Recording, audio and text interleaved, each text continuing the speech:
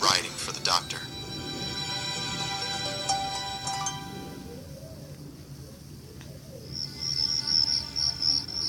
One night, soon after James had left Birtwick Park for his new job, I was awakened from a sound sleep by the clang of the stable bell.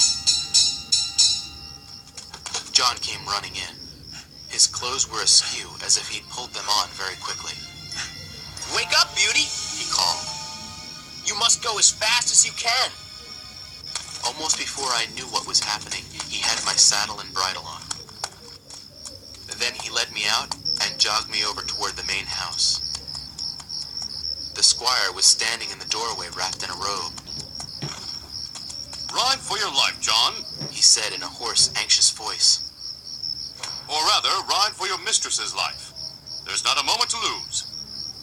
Give Dr. White this note, and then give your horse a rest at the inn. After that, start back as soon as you can." John took the note from the squire and put it in his pocket.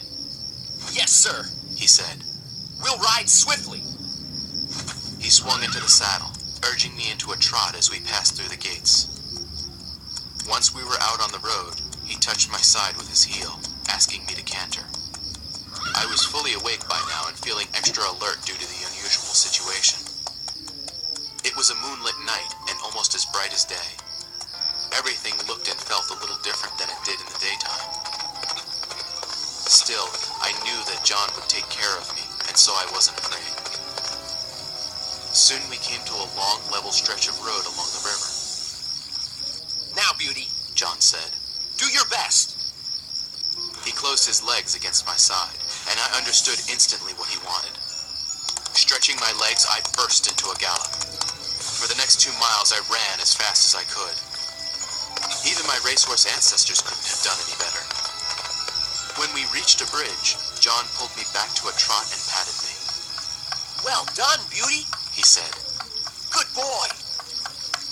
On the other side of the bridge, John seemed willing to continue at the trot. But it was a clear, frosty night, and I was still feeling good and ready to run. When I moved into a canter and then a gallop, he allowed me to do so. We passed through a sleepy village and continued on our way. After 8 miles, we finally reached the larger town. It was very quiet, and my hooves clattered on the pavement. John steered me toward a street near the market square. The church clock struck 3 as we stopped outside the doctor's house. John rang the bell twice, and then knocked loudly on the door.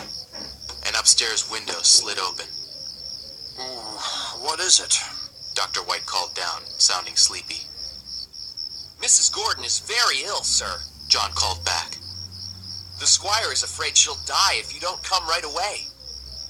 "I'll be right down," the doctor said. The window slid shut again. Moments later, Dr. White was hurrying out toward us, buttoning his coat.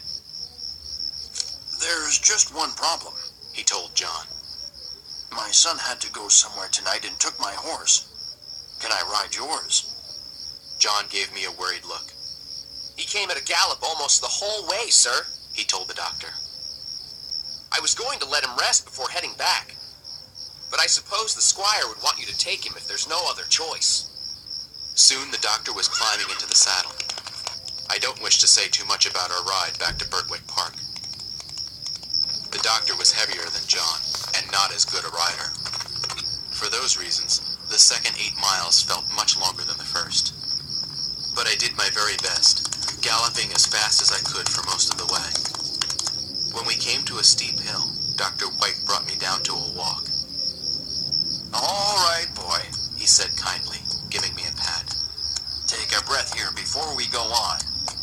Once we reached the top of the hill, all he had to do was touch my sides with his heels. Then I was off again at a run. The squire was waiting for us when we got back. Little Joe stood nearby, yawning and looking sleepy. The doctor jumped down and hurried into the house with the squire. But I had no energy to watch them go. I was dead tired.